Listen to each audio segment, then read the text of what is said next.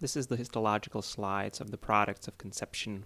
In case of early abortion, the material from the uterus is examined under the microscope, and the histopathologist needs to exclude ectopic pregnancy and also gestational trophoblastic disease, which includes hereditary mole, either complete or incomplete, and less commonly also invasive mole, choriocarcinoma, placental site trophoblastic tumor, or epithelioid trophoblastic tumor.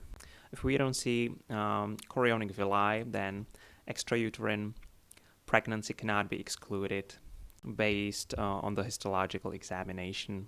So this product of conception consists of blood. We also commonly see fibrin. Here we have the chorionic villi, which is the most important component. So on the higher magnification, we can see that all of these villi are quite immature, mesenchymal, some of them slightly hydropic, and therefore larger, as in this case, for example. In the center of the chorionic villi, we can see myxomatous stroma without blood vessels, which is the sign of immature trophoblast seen in the first trimester. On the periphery, we can see trophoblastic cells.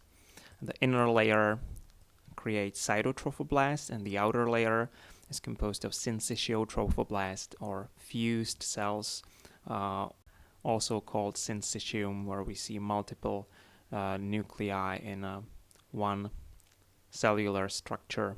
The trophoblastic proliferation is usually polar, meaning that we see these buds of the trophoblast in just one side of the chorionic villi. Here is another example of polar proliferation of the trophoblast. Atypical features of the trophoblast shouldn't be prominent, and the trophoblastic villi should be more or less circular. When we find irregular trophoblastic villi with trophoblastic inclusion and irregular outlines, there is a morphological sign that could be associated with molar pregnancy. In this part of the slide, we have the hypersecretory endometrium. Here we have degeneratory secretory endometrial glands. Here we have endometrial epithelium. The glands are complex, irregular, and associated with intraluminal secretions. And in this part of the picture, we can find the residual changes of the endometrium, which is a hormonal change and morphological sign of pregnancy. The residual changes looks like endometrial stroma with voluminous cytoplasm. The cells have centrally located round nuclei and quite prominent voluminous eosinophilic cytoplasm and clear cytoplasmic outlines and cytoplasmic borders.